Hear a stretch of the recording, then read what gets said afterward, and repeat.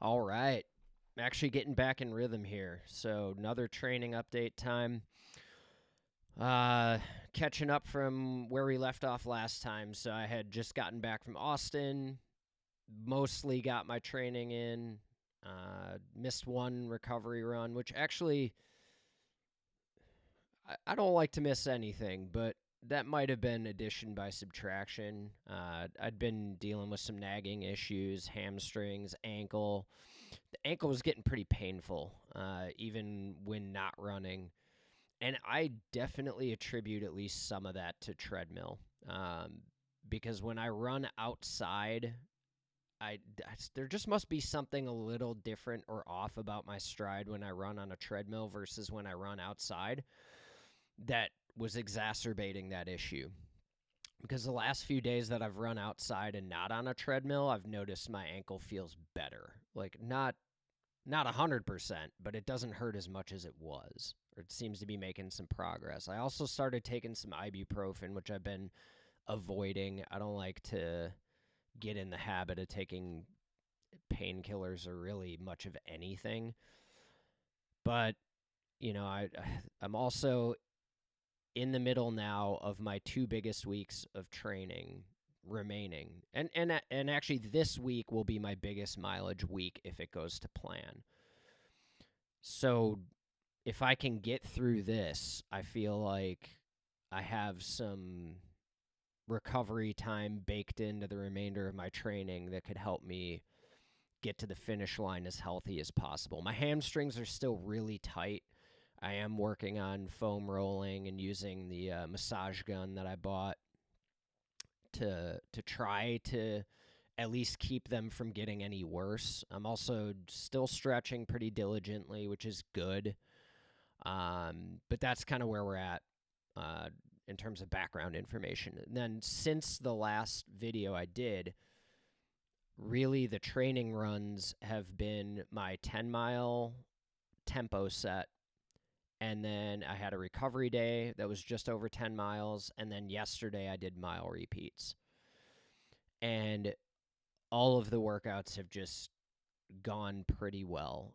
So the 10-mile tempo run I did on a treadmill because it was just pouring rain, windy, just bad weather. Welcome to Wisconsin as always. So um, I did do that on a treadmill. I really don't want to do many quality sets on a treadmill, but it is what it is. And I actually do think there's some benefit to treadmill running because it keeps you honest a bit. Like you can't fool the machine. Although this one was different. So I'd gotten a Planet Fitness membership like early spring, late winter. And I do notice a bigger discrepancy, I feel like, with the Planet Fitness treadmills versus what my watch and FootPod are saying than I notice with other treadmills that I've run on. So, like the hotel treadmill, I feel like was a little closer on the distance. So I set the treadmill at 8.8 miles per hour at a 1% incline for the full 10 miles. And my Garmin was telling me I was running these miles at like a 6:30 pace, which I don't know. That would be pretty fast for me. I was skeptical at the time. I remain skeptical today. I don't think it was really a 6:30.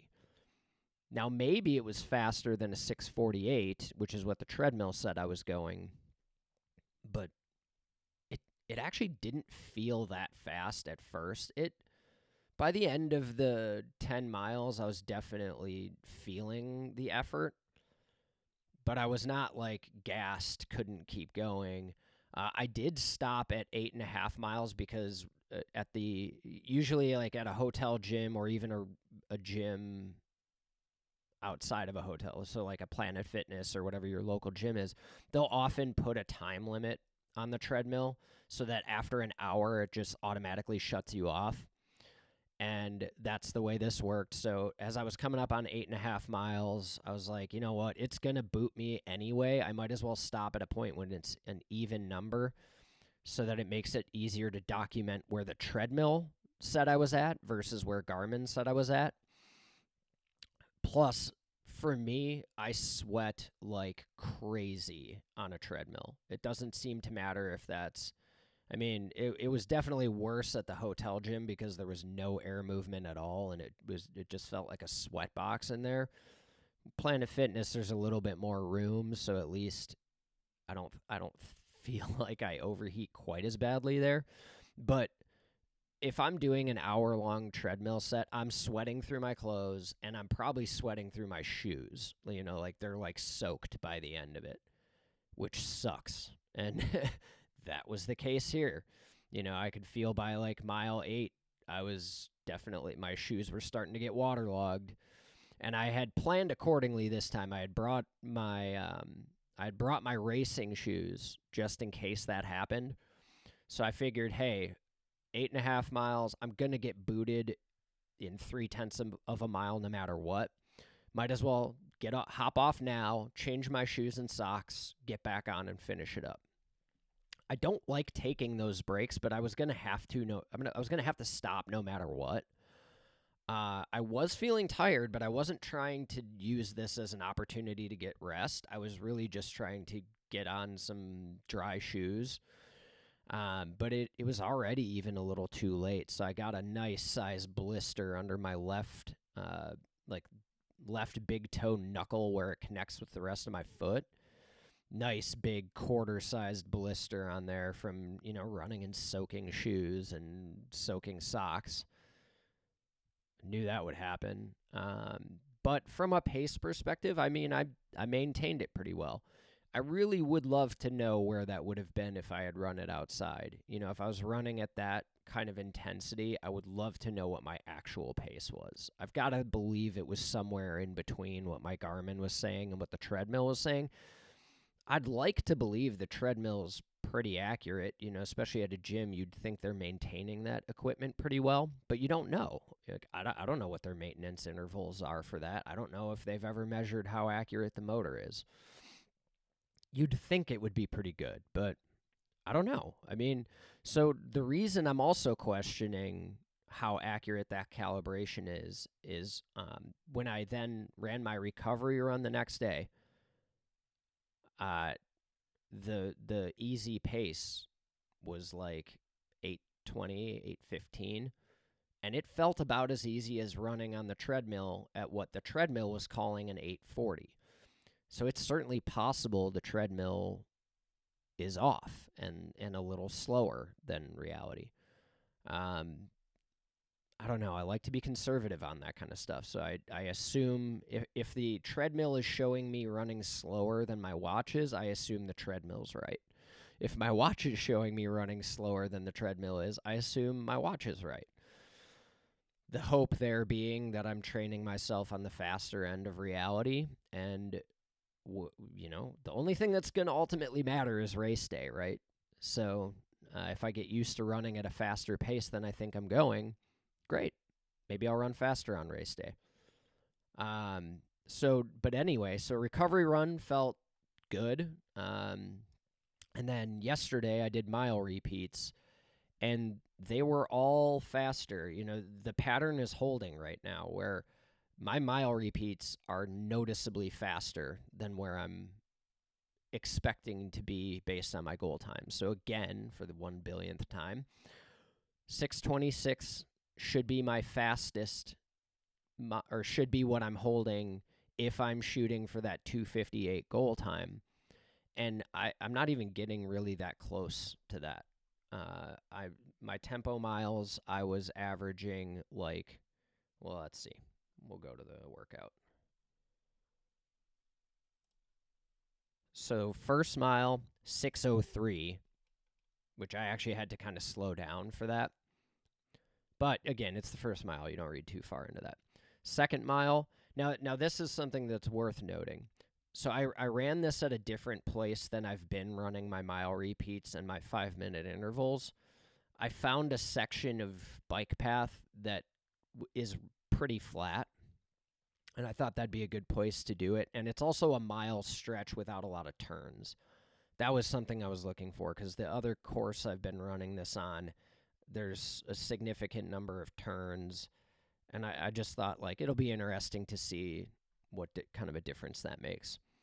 So the miles went accordingly: 6:03, 6:13, 6:10, 6:18, 6:10.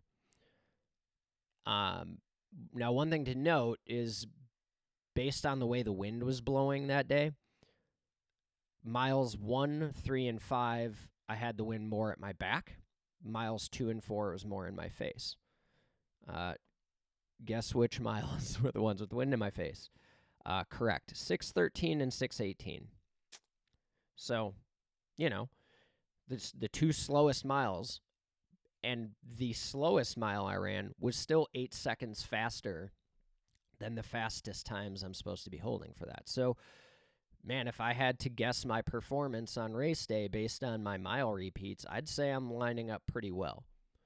The 5-minute, it's weird. The 5-minute intervals where I'm getting more rest, I seem to be not outperforming those by as much as I'm outperforming the mile repeats with way less rest. That doesn't make any sense to me at all. I haven't figured out what to think of that. Yeah, I don't know. It's just strange. And my 400 repeats, I've been under those as well. So it's not like the top end speed just isn't there, but my endurance is good. Like the top end speed seems to be where it needs to be also. So yeah, what the difference is, like the difference is basically the 5-minute intervals with a 5-minute rest. I seem to be within the parameters of where I'm supposed to be. Whereas like my 400s and my mile repeats, I'm faster than where I'm supposed to be consistently. I don't know. I don't know what to think about that. But either way, if I'm looking at my quality workouts right now, all of the kind of what I would call speed work, my 400s, my 5-minute intervals, and my 5-mile repeats, I'm meeting or exceeding the times I'm supposed to be holding for those consistently at this point. And now I've put back-to-back weekends together where my long tempo run pretty much went to plan. I really wish I didn't have to get off the treadmill. I would have felt a lot better about that if it had been 10 miles, no stops, no breaks, no nothing. But again, I didn't stop because I was just gassed. I stopped because the treadmill was going to stop me and I had sweated through my shoes, which, if I'm outside, that doesn't happen. So I don't really hold that against myself as much as I would if I had made a choice to just stop without being forced. So I don't know. As of today, now looking at my hardest week of training or my biggest week of training, I am feeling pretty good about where I am. My training is giving me some confidence. I'm definitely not cocky. I can tell you that right now. I still look at running a full marathon at the pace I want to hold, and I'm like, the training is telling me I should have a shot at that. But my experience on marathon race days is just sitting in the back of my head right now, being like, okay. It always sounds easy until you start doing it, and then that's it's the definition of no plan survives first contact with the enemy. I know something is going to happen on race day that I can't account for, whether that's not getting a good night's sleep the night before, which I'm planning on. Like, I never get a good night's sleep before a race, especially when I have expectations, right? Or if I have a serious goal that I'm aiming for, it gets in my head. That's like the one thing that always stops me from sleeping well is being in my own head. I care so much about getting a result at this race that it'll shock me if I actually get a good night's sleep. Stomach, like my GI issues, I've well documented at this point. Again, I'm kind of planning on having some problems with that the morning of the race. I'm just hoping they're done by the time I start. But that's another thing that could blow up my race, is if I can't get that under control. And then just, you can't plan for the weather. I mean, you can try to prepare for it as much as possible, but that can be a monkey wrench. And I've seen this movie enough times now at the marathon. I've been humbled by that distance literally every time I've ever done it. So I don't think race day is going to be easy. Even like as well as I'm training right now, I still don't think it's going to be easy. It's going to be if I'm going to achieve this goal, if I'm going to break 3 hours in the marathon, I'm going to have to bleed to do it. Like, it's going to be miserable. It's going to be uncomfortable, and I have to be able to push through that. When my body is telling me to stop, I have to not listen. And yeah, I mean, the thing I'm telling myself to counteract that is that's what this whole training program is designed to do. It's designed to make it possible for me to push through that. It's designed to make my life miserable often enough and make me overcome things often enough that I've stacked enough bricks of knowing I can do that I can draw on that on race day and say, yeah, I've felt crappy before and kept going. I've felt like I didn't have another repeat in me before and kept going. I mean, my last 400 workout, literally from the first one to the 10th one, I didn't want to do it. Like, I put on my running shoes begrudgingly that day. I left the house begrudgingly. I ran my warm-up and was like, ugh, I feel like my legs are made of lead. I genuinely don't want to do this run today. I would love nothing more than to sit in a chair and turn a TV on. The last thing I want to do right now is go run 400s, and I did it. I didn't take any additional rest. I didn't miss any of my intervals. I did it. I did it by the book, and I exceeded my goal in all of them. So those are the things that are giving me a little more confidence right now. And hopefully the rest of this week goes that way. Man, if I can get through this week and next week and pretty much to plan, why wouldn't I feel confident? I've got to feel confident going into the race at that point. At least more confident than I ever should have felt, because I've never trained like this. I've never had a training program like this. So yeah, that's kind of where my head is at right now. I'm cautiously optimistic about, I at least think there's no reason to think it's not possible that I could achieve my goal. So yeah, I'm going to focus on executing this week. I've got a 22-miler that will be my longest run of the training. That's this coming up this weekend. I've got one speed session down. The next one is, I think is it 400s again? It might be 400s again. Let me see. I didn't keep my spreadsheet open. Come on, Greg. Do better. Let's see. Yeah, 400s again. Man, I hate that workout. I hate that workout. But hey, I think this is the last. Is it the last one? It might be the last time. So we're getting to that point in the training where I'm ready to be done. I'm ready to start tapering mentally. Like, it's getting to be a drag, but it's supposed to be. It's supposed to be. So if I can make it through this week, I can make it through next week. The mileage starts to go down. Instead of doing 10 400s, I'm doing like 5 or 7. Oh, that's going to feel good. So yeah, that's where we're at. We'll see how the rest of this week goes. We'll definitely do an update after the 22, because this is my biggest week, and then things go down. So the following week is pretty much a normal week, but the final run of that week is a long tempo run, so the mileage will never be higher than it is this week. So that's another thing to look forward to. But the week following is still a tough training week, and then it starts to hit the taper where like even the workouts during the week are shorter. So I am looking forward to that. So anyway, we'll sign it off. That's the update. Later.